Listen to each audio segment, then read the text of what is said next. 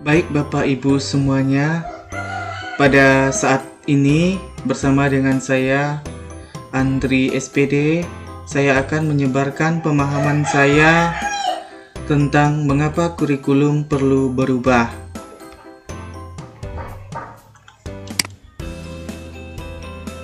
Pada saat ini kita akan membahas tentang apa itu kurikulum.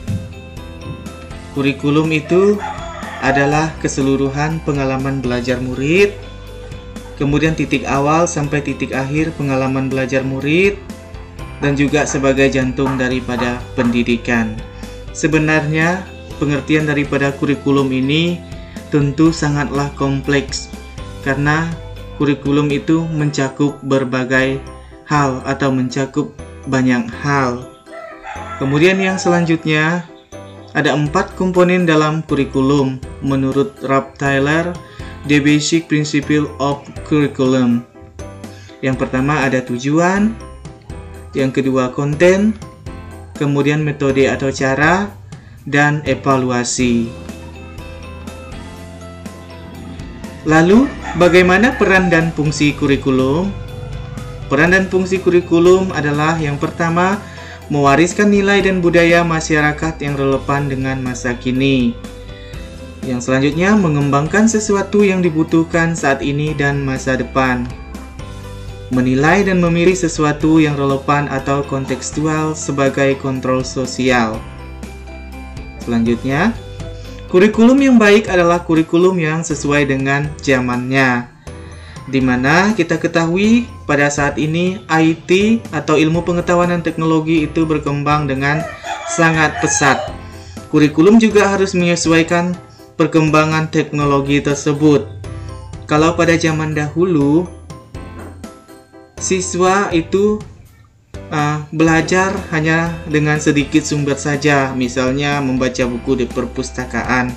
Tetapi untuk saat ini, siswa itu dengan mudah untuk menemukan informasi dan pengetahuan karena adanya perkembangan teknologi. Maka dari itu, kurikulum yang baik adalah kurikulum yang sesuai dengan zamannya. Kalau pada saat ini zamannya teknologi.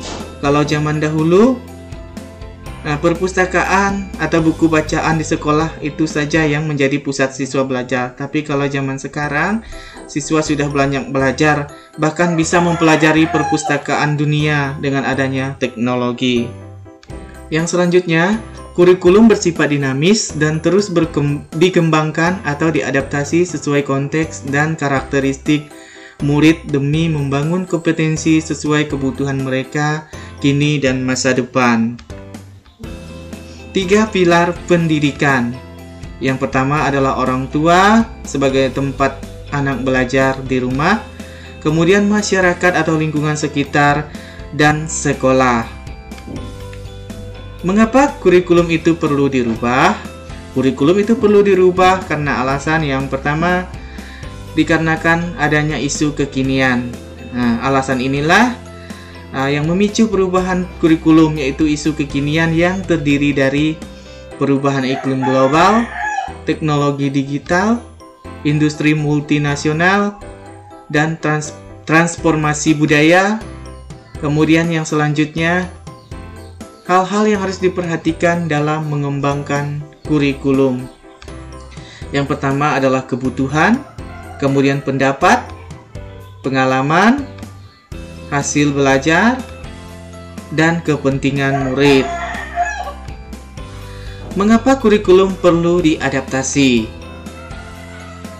Kurikulum perlu diadaptasi karena yang pertama, konteks satuan pendidikan yang beragam, kemudian keadaan sekolah dan sekitar yang berbeda, di mana kita tahu sekolah yang berada di daerah perkotaan dengan di daerah pedesaan itu tentunya berbeda. Sekolah yang ada di daerah pariwisata juga berbeda dengan sekolah yang berada di daerah pertanian. Maka dari itu, kurikulum perlu menyesuaikan. Kemudian murid yang berbeda-beda.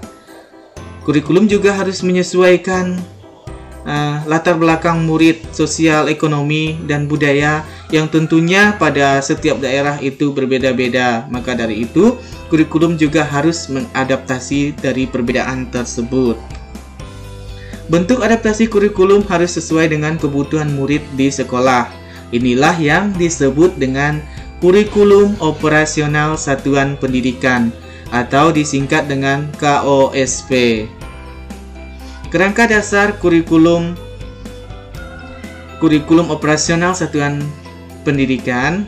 Yang pertama adalah tujuan pendidikan nasional, profil pelajar Pancasila, struktur kurikulum, prinsip pembelajaran dan asesmen, kemudian capaian pembelajaran. Dalam KOSP itu harus kita integrasikan ya dalam visi sekolah. Kita harus mengintegrasikan visi sekolah ke dalam kurikulum operasional satuan pendidikan atau KOSP. Keanekaragaman latar belakang dan kemampuan murid merupakan tolak ukur adaptasi kurikulum operasional satuan pendidikan, guna memastikan setiap murid akan berkembang sesuai dengan zamannya. Sekian paparan dari saya mengenai mengapa kurikulum perlu berubah. Atas perhatian Bapak Ibu semuanya, saya ucapkan terima kasih.